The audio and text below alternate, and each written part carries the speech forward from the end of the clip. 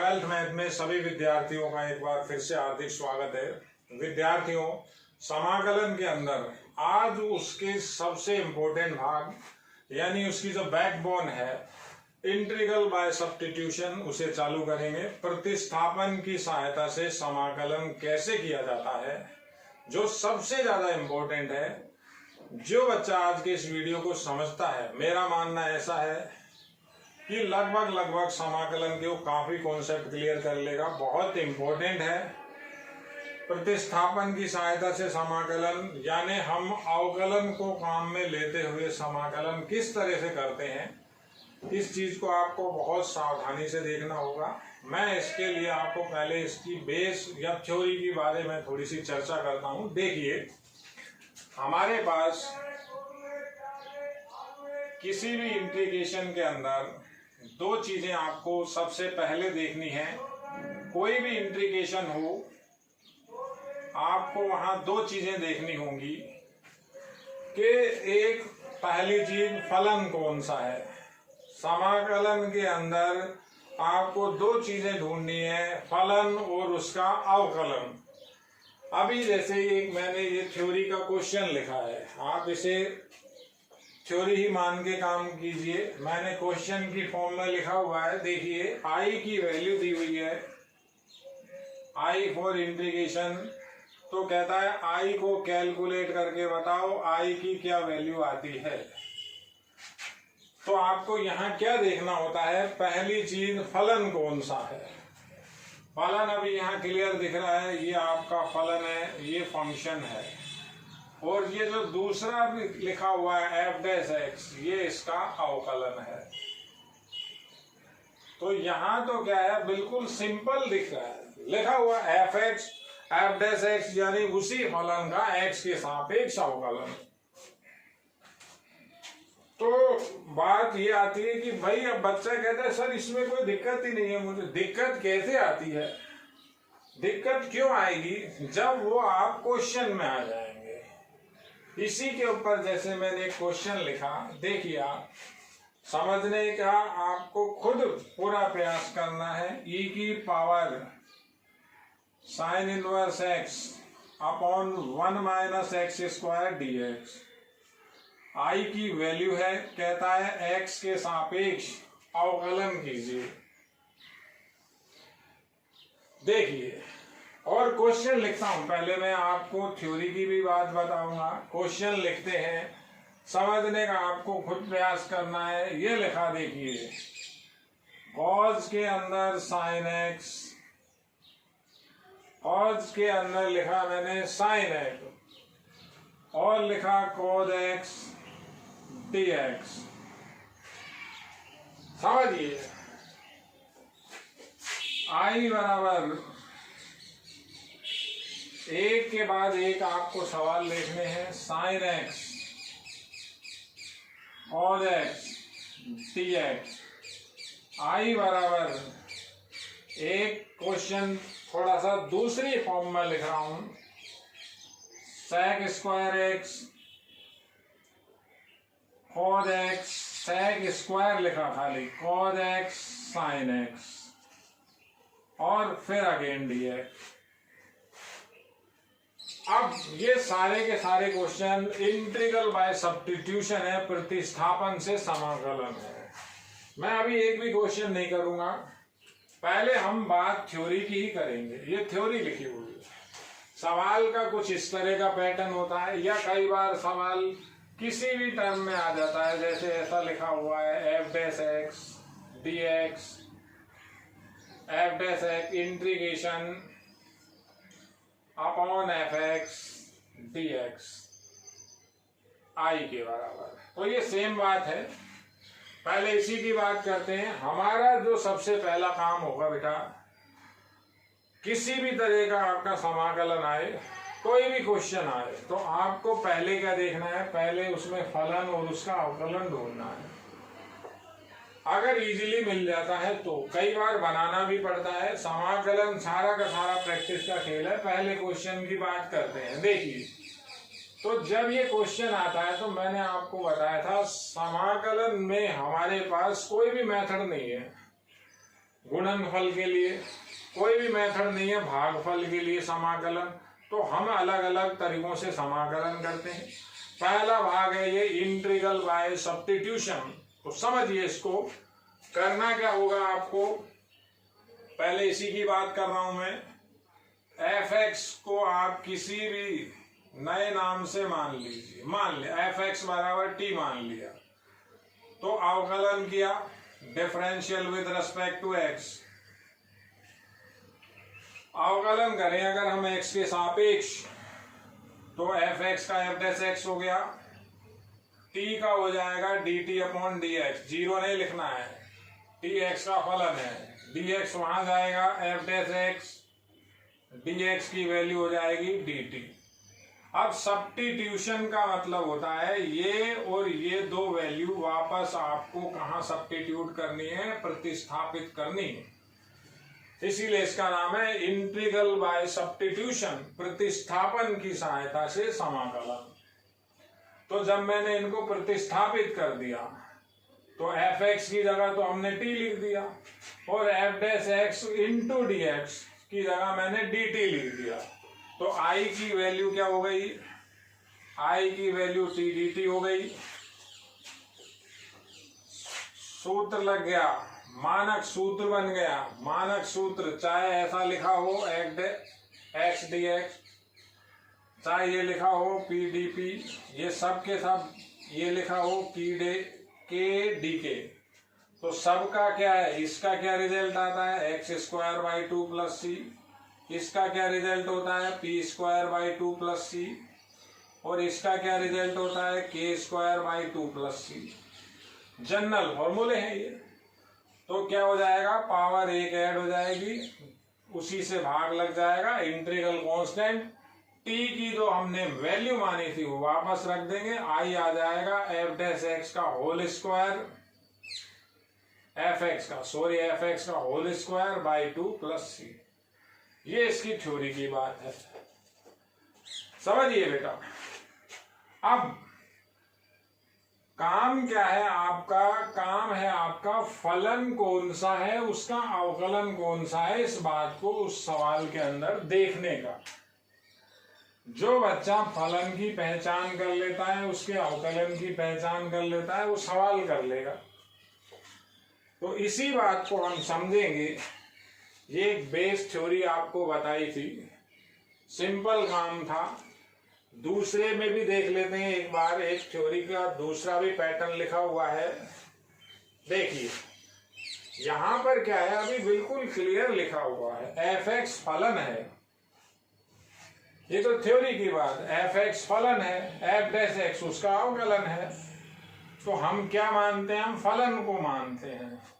मान लेते हैं, मान लिया एफ एक्स की वैल्यू को टी मान लिया या के मान लिया, किसी भी नाम से आप मान सकते हो। मानोगे तभी जब आपको पहचान हो जाए, तब ये फलन ही है, और फलन है तो उसका अवकलन भी होना चाहिए। ये नहीं है फलन तो आपने मान लिया, अवकलन उसका आपके पास है नहीं, तो ये मानने के बाद अवकलन करें तो एफ डैश एक्स बराबर हो जाता है डी के अपॉन डी एक्स। तो एफ डैश एक्स और डी एक्स की वैल्यू हो जाती है डी के। ये सब्स्टिट्यूट वापस करने हैं, तो आई का मेरे पास मान आएगा, देखिए जहां लिखे हुए वहीं करना है, ये डी के ऊपर है, इसका क्या मान हो गया डी के। ये 1 अपॉन के अंदर है, एफ एक्स की जगह के लिखना है तो 1 अपॉन में के लिखा हुआ है। ये मानक सूत्र, इसका फॉर्मूला हो जाता है log के प्लस सी।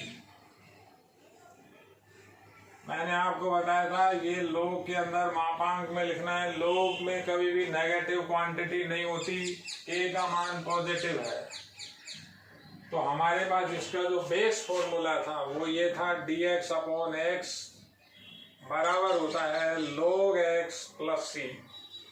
ये बेसिक फॉर्मूले हैं, ये आपको कहीं भी मिल जाएंगे, बुक में मिल जाएंगे, कहीं भी देखिए आप। इंटीग्रल बाय सब्स्टिट्यूशन है, फलन और उसका अवकलन आपको ढूंढना है। ऐसा नहीं है कि आपने फलन ढूंढ लिया, अवकलन आपको दिख ही नहीं रहा, तो भी काम नहीं चलेगा। दोनों चीजें होनी चाहिए। इंटीग्रल बाय सब्स्टिट्यूशन तभी होता है। अब 1 बाय 1 करके हम क्वेश्चन देखते हैं। पहले बिल्कुल सिंपल क्वेश्चन देखते हैं, फिर थोड़ा सा उसके अंदर एक क्वेश्चन को थोड़ा सा मैंने कठिन भी बनाया हुआ है। देखिए, हम अब इंटीग्रल के चैप्टर को स्टार्ट कर चुके हैं और इंटीग्रल अपने आप में पूरी गणित है। इसकी जो बेसिक है वो यहीं से स्टार्ट होती है। इंटीग्रल बाय सब्स्टिट्यूशन, जिस बच्चे को प्रतिस्थापन आता है, जो बच्चा समाकलन में टॉप में रहना चाहता है, तो इस चीज को वो पहले समझे। अगर उसको यह दिक्कत आएगी तो वो यानी समाकलन में हमेशा उसको कोई ना कोई प्रॉब्लम बनी रहेगी। समाकलन प्रतिस्थापन की सहायता से बहुत ज्यादा इंपॉर्टेंट है। देखिए, पहले क्वेश्चन की बात करते हैं। आपको इस क्वेश्चन के अंदर दूसरी बात, पहले तो यही सोचना है फलन कहाँ है, उसका अवकलन कहाँ है, हर सवाल में। तो यहाँ फलन और अवकलन तभी दिखेगा जब आपको अवकलन पूरा तरीके से आता है, अवकलन के सूत्रों से आप वाकिफ हैं। फलन है यहाँ साइन इनवर्स एक्स, तो क्या माने, मान लिया कि साइन इनवर्स एक्स की वैल्यू को हमने आर मान लिया, तो साइन इनवर्स एक्स का अवकलन होता है 1/√1 माइनस एक्स स्क्वायर। तो डिफरेंशिएट किया, differential with respect to x, तो क्या आया, आर का dr/dx। ये dx को उधर ले जाना है, ये आ जाएगा dr।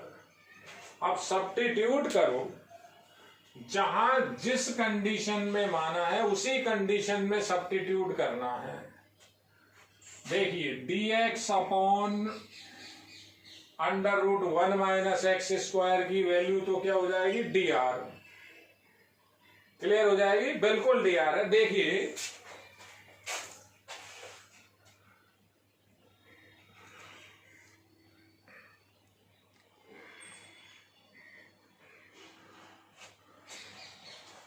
और साइन इनवर्स एक्स की वैल्यू क्या हो जाएगी,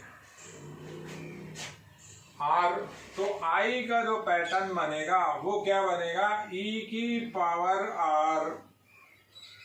वो साइन इनवर्स ई के ऊपर लिखा हुआ है, और ये बाकी का क्या हुआ, डी आर। बेसिक फॉर्मूला लग रहा है, आई की वैल्यू हो जाएगी ई की power r plus c. Basic सूत्रों को आप समझते होंगे। समाकलन ई की पावर एक्स डीएक्स का सूत्र लगाया है, वो एक्स की फॉर्म में होता है या आर की फॉर्म में है। तो आई की वैल्यू आ गई ई की power sine inverse x plus c. हमने क्या किया, वापस मान रख दिया। किसका मान रख दिया, मान किसका रखा, आर का मान। ये इसका आंसर है। देखिए बेटा, अगले सवाल की मैं बात करता हूं। अगला सवाल थोड़ा सा अजीब सवाल है। तो अगले सवाल में क्या हो रहा है, समाकलन कोज के अंदर साइन एक्स है, एक कोज एक्स अलग है, डीएक्स है। ये देखिए, ये फलन के अंदर फलन है, तो अवकलन हो जाते हैं, इनके समाकलन नहीं होते। समाकलन केवल मानक सूत्रों का होता है, समाकलन केवल मानक सूत्रों का होता है, ऐसा मैं आपको बता चुका हूं। तो समाकलन कैसे करेंगे इसका, मैंने आपको क्या तरीका बताया है। आपको सबसे पहले इसके अंदर फलन ढूंढना है, उसका अवकलन ढूंढना है। अब बच्चा ये कहता है कि सर इसमें साइन एक्स भी फलन है, क्योंकि साइन एक्स का अवकलन कोज एक्स होता है और कोज एक्स भी फलन है क्योंकि कोज एक्स का अवकलन माइनस साइन एक्स होता है। तो पहले मैं आपको, दोनों तरीके हैं, एक गलत है एक सही है, पहले गलत तरीके की बात करते हैं। देखिए, अगर कोई बच्चा ऐसा कहता है कि सर मैं कोज एक्स को टी मान रहा हूं,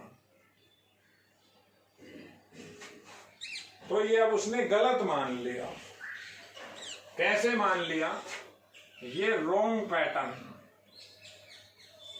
अब समझना, आप यही चीज समझानी है मुझे। जो गलत विधि है वो क्या है? देखिए, कोज एक्स कहता है सर कोज एक्स का अवकलन साइन एक्स होता है माइनस साइन एक्स होता है। सही बात है। तो अगर ये मानते हैं तो अवकलन करें तो माइनस साइन एक्स, इधर आया D t upon d x, ये आया साइन एक्स, डी एक्स उधर, माइनस इधर और डी टी इधर। तो अब ये प्रतिस्थापन है आपका। तो dx और sin x और dx का मान आप ये रख सकते हो, लेकिन ऐसा कहीं है नहीं। sin x गुणा dx इसमें है ही नहीं कहीं भी। अब बच्चा ये नहीं कहे कि सर ये रहा sin x और ये रहा dx। ये sin x तो क्या है, इस कोज के अंदर लिखा हुआ है, फ्री नहीं है। समझिए बात आप। साइन एक्स डी एक्स की जगह माइनस डी टी लिख सकता हूं मैं। माइनस तो बाहर आ जाएगा, माइनस को तो आप छोड़ो। साइन एक्स यहां फ्री नहीं है, कोज के अंदर कोज का कोण है साइन एक्स। तो ये तो रॉन्ग पैटर्न हो गया। बच्चे ने टीचर की बात तो फॉलो कर ली। क्या फॉलो कर ली? कि सर आपने कहा था कि जो फलन हो उसको मान लो। तो फलन भी था, उसका अवकलन भी था, अवकलन उसके अंदर लिखा हुआ है। कोज एक्स को अगर टी मानोगे तो sine x d x free नहीं है। तो ये तो रॉन्ग पैटर्न। अब राइट पैटर्न क्या? राइट पैटर्न से अगर करते हैं तो राइट पैटर्न में आपको साइन एक्स को ही टी मानना पड़ेगा। साइन एक्स को आप टी मान लीजिए। तो अवकलन किया कोज एक्स टी का D t upon d x. तो कोज एक्स और डी एक्स की वैल्यू क्या आ गई? D t. देखिए, अब ये वैल्यू यहां रख सकते हैं क्योंकि कोज एक्स डी एक्स हमारे पास है, ये रहा। तो वैल्यू रखें, प्रतिस्थापित करें वापस। ये वैल्यू इसमें, ये साइन एक्स की वैल्यू इसमें, इसीलिए इसका नाम है प्रतिस्थापन की सहायता से समाकलन। तो सब्स्टिट्यूट करें वापस। सब्स्टिट्यूट कैसे होगा? उसी जगह पे होगा। देखिए, जैसे ई की पावर, वहां क्या करा था, साइन इनवर्स को ई की पावर पे ही लिखा था। तो साइन एक्स को कहां लिखना है? कोज के अंदर माना है, इस साइन को माना है टी। कोज एक्स डी एक्स का मान क्या हो गया? डी टी हो गया। अब ये मानक सूत्र बन गया, ये बेस फॉर्मूला बन गया, मानक सूत्र बन गया। तो कोज एक्स के लिए क्या आंसर है हमारे पास? कोज एक्स का होता है साइन एक्स, तो कोज टी का साइन टी हो जाएगा, प्लस सी टी का वापस मान रख दो। साइन टी का मान क्या मान रखा है आपने? साइन एक्स प्लस सी। देखिए, ये इसका आंसर है। अगर आप इसका अवकलन करोगे तो ये फलन आ जाएगा वापस, ये फलन आपको वापस मिल जाएगा। इस बात को अब ये मैं नहीं कर रहा। रॉन्ग और राइट पैटर्न को आप समझो, थोड़ा सा दिमाग लगाना। हर चीज हम नोट्सों से उतारते हैं, लेकिन जब तक जो बच्चा टीचर की बातों को नहीं समझता, सुनता कम है, सुनने में ध्यान नहीं देता, तो बेटा दिक्कत आती है। आप समझिए गलत क्यों है, ये सही क्यों है। 1 बाय 1 मैं आपको सवाल बताऊंगा। ये सारा प्रैक्टिस का खेल है। इंटीग्रल बाय सब्स्टिट्यूशन सबसे ज्यादा इंपॉर्टेंट है।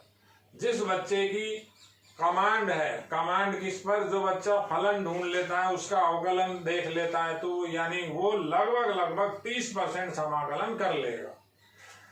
और ये ऐसा नहीं कि एक एक्सरसाइज, ये पूरी समाकलन गणित में काम करेगा, इंटीग्रल बाय सब्स्टिट्यूशन, इसके बिना कुछ भी नहीं होगा। ये बेस है और ये बैकबोन है, रीढ़ की हड्डी है ये समाकलन की, प्रतिस्थापन की सहायता से समाकलन। समझिए। अब अगले क्वेश्चन की बात करते हैं। इस क्वेश्चन को करने की दोनों विधियां हैं। साइन एक्स फलन है तो उसका अवकलन कोज एक्स, कोज एक्स को फलन मानोगे तो उसका अवकलन माइनस साइन एक्स होता है। संख्यात्मक माइनस तो इधर उधर चला जाता है, कोई संख्या इधर उधर चला जाता है। साइन का कोज, कोज का साइन, दो तरीके से हो सकता है। यहां क्या था, साइन इस कोज के एंगल के अंदर था। इस सवाल के दोनों तरीके देखते हैं। लिखा भी क्यों है, इसीलिए लिखा है कि आपको एक इसमें बात भी बतानी है। क्वेश्चन ये रहा, आई बराबर, बहुत सिंपल क्वेश्चन है अभी, sine x cos x d x. पहला मेथड, दूसरा मेथड, दोनों मेथड में एक साथ चला रहा हूं। देखिए आप, साइन एक्स को माने t, differential with respect to x, तो साइन एक्स का कोज एक्स हो गया, ये हो गया d t upon d x. Cos x d x का मान आ गया डी टी। देखिए, साइन एक्स को फलन मान लिया, कोज एक्स डी एक्स का मान डी टी आ गया। ये दोनों प्रतिस्थापित किए तो आई का मान आ गया मेरे पास। क्या मान आ गया आई का? साइन एक्स की जगह टी लिख दिया, कोज एक्स डी एक्स की जगह डी टी लिख दिया। आई का मान आ गया टी स्क्वायर बटा 2 प्लस सी। आई बराबर टी का मान रख दिया साइन स्क्वायर एक्स बटा 2 प्लस सी।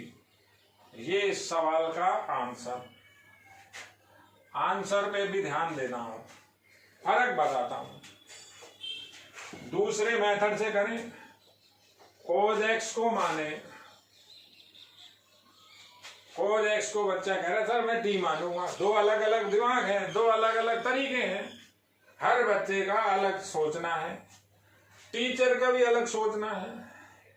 तो कोज एक्स को टी माने तो अब अवकलन करें तो minus sine x D T T upon d x.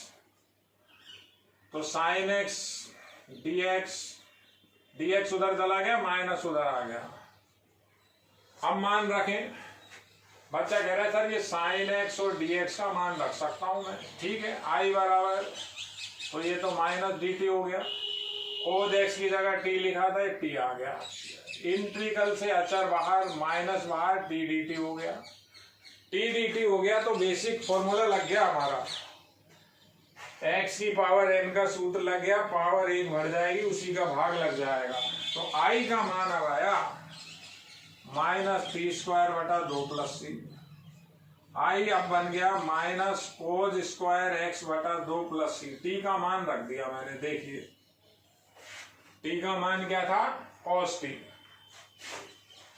तो अब क्या हुआ, दोनों आंसर अलग अलग दिख रहे हैं, दिख ही रहे हैं सेम। इंटीग्रल कांस्टेंट का फर्क होता है, अनिश्चित समाकलन है, आंसर अलग अलग आ सकता है। ऐसा मैंने आपको इससे पिछले वीडियो लेक्चर में समझाया था। एग्जैक्ट आंसर आपका लिमिट वाले सवालों में आएगा, निश्चित समाकलन में आएगा। अनिश्चित समाकलन में जैसा आप मानोगे, तरीके अलग अलग होते हैं, तो आंसर का जो रूप है वो अलग अलग आता है। ये दोनों चीजें बराबर हैं, सी का फर्क है, इसका सी कुछ और है, इसका सी कुछ और है। मान लेते हैं ये C1 है, ये C2 है। बात को समझिए, अनिश्चित समाकलन है ये। अब बच्चा ये अनिश्चित का ये मतलब नहीं था कुछ भी लिख दिया, पैटर्न बिल्कुल सही होना चाहिए। ये सवाल दोनों तरीके से होगा। देखिए आगे बात करते हैं, एक अगला सवाल लिखा हुआ है, अगला भी ऐसा ही सवाल है, जैसा सवाल ये था वैसा ही सवाल ये है। ये दोनों सेम कंडीशन के सवाल हैं। अब किसी भी बच्चे से पूछा जाए कि क्या मानना है बेटा, यहाँ सवाल एक बार दोबारा लिखता हूं, देखिए sec square x, sec square के अंदर cos x लिखा हुआ है, sin x और dx अलग है। तो अब क्या माने, इस cos को मानेंगे, समझिए जब cos का समाकलन करेंगे, सॉरी cos का अवकलन करेंगे, cos का अवकलन sin हो जाएगा, sin dx ये रहा, dx वहां जाता है। अगर आपने sin मान लिया तो sin x का समाकलन cos x होगा, dx वहां जाएगा, तो cos x dx इसमें नहीं है, cos x dx, cos तो इसके अंदर है, एंगल में है। तो क्या माने इस बात को, ये दोनों सवाल पे स्टार लगा रहा हूं, इनको थोड़ा सा आपको देखना पड़ेगा। ये ऐसे सवाल है जिनमें फलन भी है, अवकलन भी है, फलन अवकलन बदल के भी होता है, तो कई बार वो गलत है। गलत कैसे है, सही कैसे है, सही वाला करना है। तो क्या माने, cos x को r मान लिया, t मानने का कोई ठेका नहीं ले रखा, आप कुछ भी मान सकते हो। मानना है फलन को, फलन यही है यहाँ। तो differential with respect to x minus sine x dr बटा dx, dx वहां चला जाएगा, माइनस यहां आ जाएगा, साइन x dx बराबर माइनस dr। देखिए इसकी पूरी वैल्यू मिल गई आपको। अगर साइन मानोगे तो cos x dx आएगा, cos x dx इसमें नहीं है, cos इसके कोण में है, समझिए ये बात। अब प्रतिस्थापन करें तो उसी जगह पर sec स्क्वायर का कोई लेना देना नहीं है, cos x को r माना था, sec स्क्वायर r हो गया, sin x dx का मान माइनस बाहर आ गया, dr हो गया। ये बेसिक फॉर्मूला है। बेसिक फॉर्मूले आप लिखिए। tan x का अवकलन sec स्क्वायर x होता है, मैंने आपको कल बताया था, इससे पहले के वीडियो लेक्चर में बताया। tan x का अवकलन sec स्क्वायर, तो sec स्क्वायर का समाकलन tan, तो ये माइनस तो यूं का यूं, इसका आंसर बना tan r प्लस सी। r भी वही लिख दिया जिस स्टाइल का था। तो i बराबर माइनस tan r का मान रख रहा हूं। देखिए बेटा, प्रतिस्थापन से समाकलन है ये इसका रिजल्ट है। मैं आपको अभी आगे के जो भी वीडियो लेक्चर बताऊंगा उनमें केवल और केवल इंटीग्रल बाय सब्स्टिट्यूशन ही चलेगा। जब मैं कोई सवाल करूं, आप ये देखिए, ये फलन क्यों माना सर ने, फलन माना तो इसका अवकलन है, या किस तरह से हम उसको बना रहे हैं। मानूंगा तो उसको रटना नहीं है, आपको खुद समझना है क्यों माना। मानने का काम बहुत इंपॉर्टेंट होता है। फलन का मान और उसका अवकलन क्लियर दिखना चाहिए, तो ही आपके समाकलन होते हैं। अगर इसी चीज का हम अवकलन करें तो अवकलन तो हो जाएगा बेटा। समाकलन में गुणनफल का कोई सूत्र नहीं है, भागफल का कोई सूत्र नहीं है, केवल और केवल अलग अलग फलनों का जब जोड़ आता है या अलग अलग फलनों का घटाव आता है तो ही उनमें सूत्र लगते हैं, और बचे हुए जो मानक सूत्र हैं वो काम आते हैं। आप एक एक करके सभी वीडियो देखिए, क्वेश्चन को समझिए। ये छोटे छोटे जो क्वेश्चन लिखे हुए हैं, इन्हीं के बेसिस पे आपके बड़े क्वेश्चन होंगे। इंटीग्रल बाय सब्स्टिट्यूशन सबसे ज्यादा इंपॉर्टेंट है। देखिए बेटा, आज के लिए इतना ही, धन्यवाद।